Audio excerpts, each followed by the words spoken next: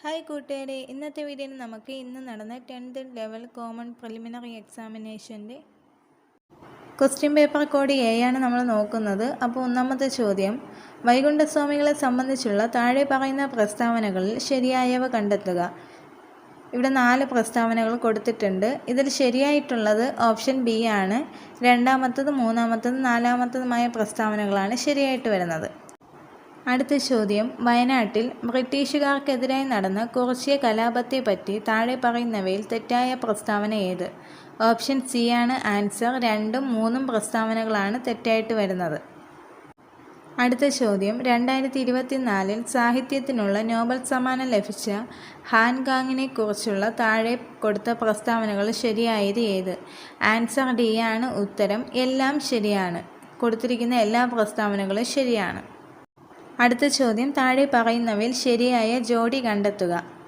ഇവിടെ 4 ജോഡികൾ തന്നിട്ടുണ്ട്. 1885 ഇന്ത്യൻ നാഷണൽ കോൺഗ്രസ് സ്ഥാപിച്ചു. 1907 സൂറത്ത് സമ്മേളനത്തിൽ കോൺഗ്രസിൻ്റെ പിളർപ്പ്. 3 1934 ഗാന്ധിജി കോൺഗ്രസ് പ്രസിഡൻ്റായി. 4 1929 ഇന്ത്യൻ നാഷണൽ കോൺഗ്രസിൻ്റെ ലാഹോർ സമ്മേളനം. ഇതിൽ ശരിയായിട്ട് വരുന്നത് ഓപ്ഷൻ എ ആണ്. 1, 2ഉം 4ഉമാണ് ശരിയായിട്ട് വരുന്നത്.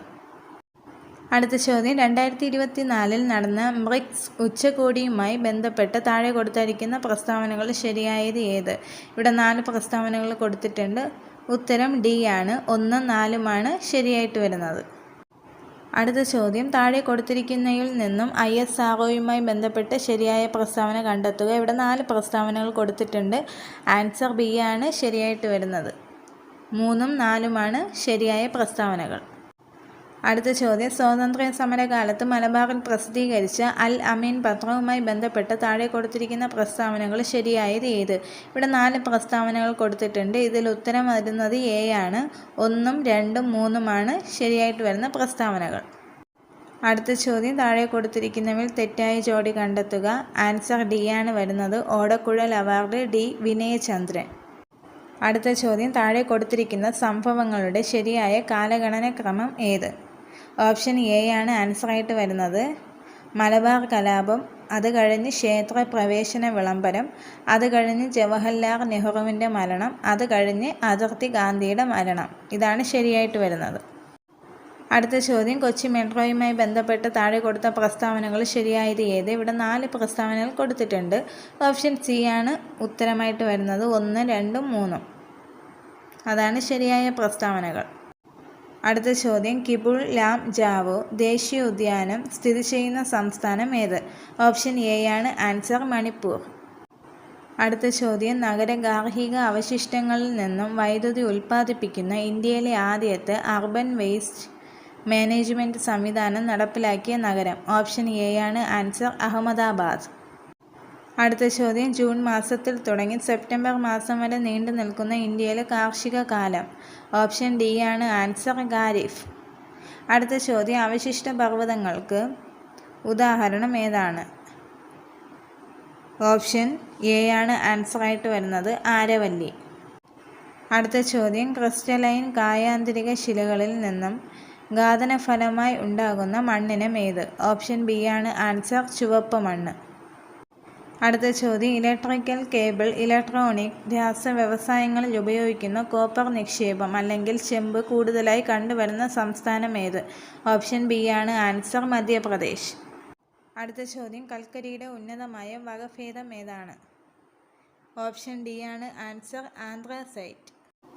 അടുത്ത ചോദ്യം, മേൽക്കൂര മഴവെള്ള ശേഖരണ നിയമം മൂലം നിർബന്ധമാക്കിയ ആദ്യ സംസ്ഥാനം ഏത്? ഓപ്ഷൻ സി ആണ് ആൻസർ. തമിഴ്നാട്. അടുത്ത ചോദ്യം, മെക്സിക്കോയിലെ വെട്ടിച്ചൂട്ട് കൃഷി അറിയപ്പെടുന്നത് ഏത് പേരിൽ? ഓപ്ഷൻ എ ആണ് ആൻസർ. മിൽപ്പ. അടുത്ത ചോദ്യം, ചിപ്കോ പ്രസ്ഥാനം എന്തുമായി ചേർത്ത് വായിക്കാം? ഓപ്ഷൻ ഡി ആണ് ആൻസർ. ഹിമാലയ പർവ്വത പ്രദേശങ്ങളിലെ സ്തൂപിക വനസമ്പത്ത് നശീകരണം തടയുന്നത്. അടുത്ത ചോദ്യം, 1957 കേരള സർവകലാശാലയായി മാറിയ തിരുവിതാംകൂർ സർവകലാശാല രൂപം കൊണ്ടത് ഏത് വർഷത്തിലാണ്? ഓപ്ഷൻ എ ആണ് ആൻസർ. 1937. അടുത്ത ചോദ്യം, താഴെ പറയുന്നവയിൽ ഏത് സമരവുമായി ബന്ധപ്പെട്ടാണ് പ്രവർത്തിക്കുക അല്ലെങ്കിൽ മരിക്കുക എന്ന മുദ്രാവാക്യം ഗാന്ധിജി ഉയർത്തിയത്? ഓപ്ഷൻ സി ആണ് ആൻസർ. ക്വിറ്റ് ഇന്ത്യ സമരം. അടുത്ത ചോദ്യം, താഴെ പറയുന്ന കൃതികളിൽ ശ്രീനാരായണ ഗുരുവിൻ്റേതല്ലാത്ത കൃതി ഏത്? ഓപ്ഷൻ ബി ആണ് ആൻസർ. വേദാധികാര നിരൂപണം. അടുത്ത ചോദ്യം, ദേശീയ വിദ്യാഭ്യാസ ദിനമായ നവംബർ 11 താഴെ പറയുന്നവരിൽ ആരുമായി ബന്ധപ്പെട്ടിരിക്കുന്നു? ഓപ്ഷൻ ബി ആണ് ആൻസർ. മൗലാന അബ്ദുൽ കലാം ആസാദ്. അടുത്ത ചോദ്യം, ചുവടെ നൽകിയിരിക്കുന്ന സാഹിത്യകാരന്മാരിൽ ജ്ഞാനപീഠ പുരസ്കാരം ലഭിക്കാത്ത മലയാള സാഹിത്യകാരൻ ആര്?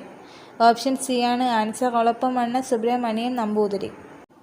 അടുത്ത ചോദ്യം, താഴെ പറയുന്നവയിൽ ഇന്ത്യൻ വിദ്യാഭ്യാസ രംഗവുമായി ബന്ധപ്പെട്ട കമ്മീഷനുകൾ. ഓപ്ഷൻ എ ആണ് ആൻസർ. 1ഉം 3ഉം. രാധാകൃഷ്ണൻ കമ്മീഷനും കോത്താരി കമ്മീഷനും. അടുത്ത ചോദ്യം, തേഭാഗ കർഷക തൊഴിലാളി സമരം നടന്നത് എവിടെയാണ്? ഓപ്ഷൻ ഡി ആണ് ആൻസർ. ബംഗാൾ. അടുത്ത ചോദ്യം, ഇന്ത്യൻ നവോത്ഥാനത്തിൻ്റെ പിതാവ്? ഓപ്ഷൻ സി ആണ് ആൻസർ. രാജാറാം മോഹൻ റോയ്. അടുത്ത ചോദ്യം, ഇന്ത്യയിൽ താഴെ പറയുന്നവയിൽ എവിടെയാണ് ഡെൻമാർക്കുകാർ ആധിപത്യം സ്ഥാപിച്ചിരുന്നത്? ഓപ്ഷൻ ഡി ആണ് ആൻസർ. ട്രാൻകിബാർ. അടുത്ത ചോദ്യം, താഴെ നൽകിയിട്ടുള്ള സംഭവങ്ങളിൽ തെറ്റായത് ഏത്? ഓപ്ഷൻ ഡി ആണ് ആൻസർ. കുറിച്യ കലാപം 1810. അടുത്ത ചോദ്യം, മൗലിക ചുമതലകളുമായി ബന്ധപ്പെട്ട് താഴെ നൽകിയിരിക്കുന്ന പ്രസ്താവനകളിൽ ശരിയായവ ഏത്? ഓപ്ഷൻ ബി ആണ് ആൻസർ. 1ഉം 3ഉം ആണ് ശരിയായത്.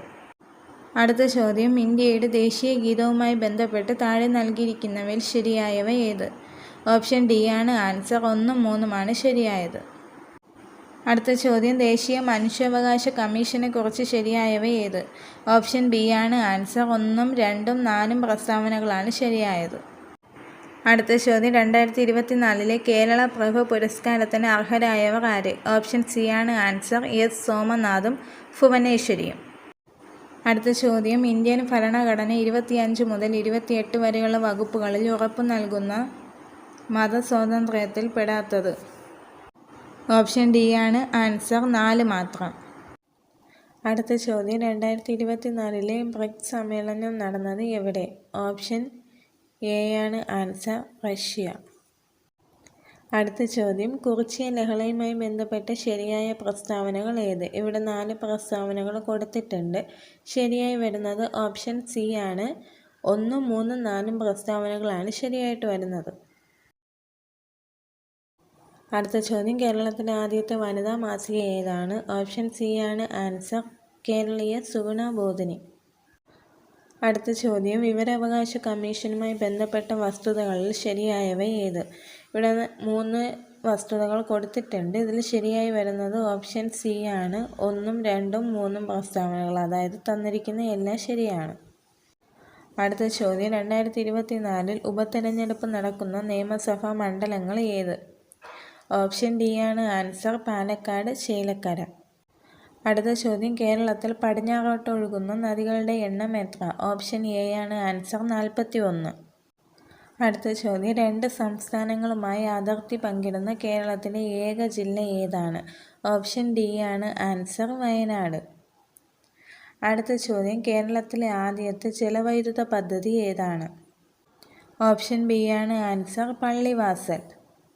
അടുത്ത ചോദ്യം, കേരളത്തിൽ ഏറ്റവും കൂടുതൽ കാണപ്പെടുന്ന മണ്ണിനം ഏതാണ്? ഓപ്ഷൻ സി ആണ് ആൻസർ. ലേറ്ററൈറ്റ് മണ്ണ്.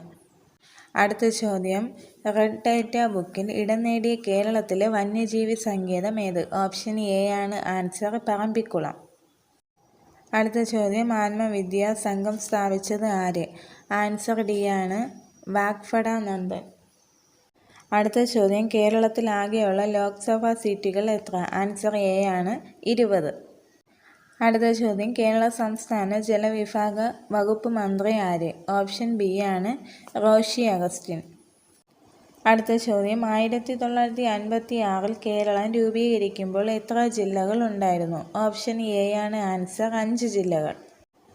അടുത്ത ചോദ്യം, കേരള നവോത്ഥാനത്തിൻ്റെ വഴിത്തിരിവായ അരുവിപ്പുറം പ്രതിഷ്ഠ നടത്തിയ സാമൂഹിക പരിഷ്കർത്താവ് ആര്? ഓപ്ഷൻ ഡി ആണ് ആൻസർ. ശ്രീനാരായണ ഗുരു. അടുത്ത ചോദ്യം, കേരളത്തിലെ ആദ്യത്തെ റെയിൽപാത നിർമ്മിക്കപ്പെട്ട വർഷം ഏത്? ഓപ്ഷൻ സി ആണ്. 1861. അടുത്ത ചോദ്യം, പയ്യന്നൂരിൽ വച്ച് നടന്ന കോൺഗ്രസ് സമ്മേളനത്തിൻ്റെ അധ്യക്ഷൻ ആരായിരുന്നു? ഓപ്ഷൻ സി ആണ് ആൻസർ. ജവഹർലാൽ നെഹ്റു. അടുത്ത ചോദ്യം, തിരുവിതാംകൂറിലെ രാഷ്ട്രീയ പ്രക്ഷോഭവുമായി ബന്ധമില്ലാത്തത് ഏത്? ഓപ്ഷൻ ഡി ആണ്. Keezhariyur bomb case. അടുത്ത ചോദ്യം, വൈക്കം സത്യാഗ്രഹത്തിന് നേതൃത്വം വഹിച്ചിരുന്നത് ആരായിരുന്നു? ഓപ്ഷൻ എ ആണ് ആൻസർ, DK മാധവൻ. അടുത്ത ചോദ്യം, യോഗക്ഷേമ സഭ രൂപീകരിക്കുന്നതിന് നേതൃത്വം നൽകിയത് ആര്? ഓപ്ഷൻ ബി ആണ് VT ഭട്ടതിരിപ്പാട്. അടുത്ത ചോദ്യം, 1920 മഞ്ചേരിയിൽ നടന്ന മലബാർ രാഷ്ട്രീയ സമ്മേളനത്തിൽ ഉൾപ്പെടാത്ത വിഷയം ഏത്? ഓപ്ഷൻ സി ആണ് ജനസംഖ്യാനുപാത സംവരണം. അടുത്ത ചോദ്യം, മലയാള ഭാഷയിലെ ആദ്യ നിഘണ്ടു ആരുടെ സംഭാവനയായിരുന്നു? ഓപ്ഷൻ ബി ആണ് അർണോസ് പാതിരി. അടുത്ത ചോദ്യം, 1809 കുണ്ടറ വിളംബരം പുറപ്പെടുവിച്ചത് ആര്? ഓപ്ഷൻ സി ആണ് ആൻസർ, വേലുത്തമ്പി ദളവ. അടുത്ത ചോദ്യം, 1859 ജെയിംസ് ഡാറ കയർ ഫാക്ടറി സ്ഥാപിച്ച സ്ഥലം ഏത്? ഓപ്ഷൻ എ ആണ് ആലപ്പുഴ. അടുത്ത ചോദ്യം, ജീവമണ്ഡലത്തിലെ ജൈവസമ്പന്നത സൂചിപ്പിക്കുന്ന ജൈവവൈവിധ്യം എന്ന പദം ആദ്യമായി ഉപയോഗിച്ചത് ആര്?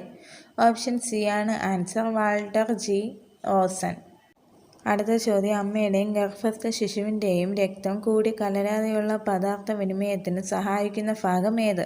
ഓപ്ഷൻ എ ആണ് പ്ലാസൻ്റ.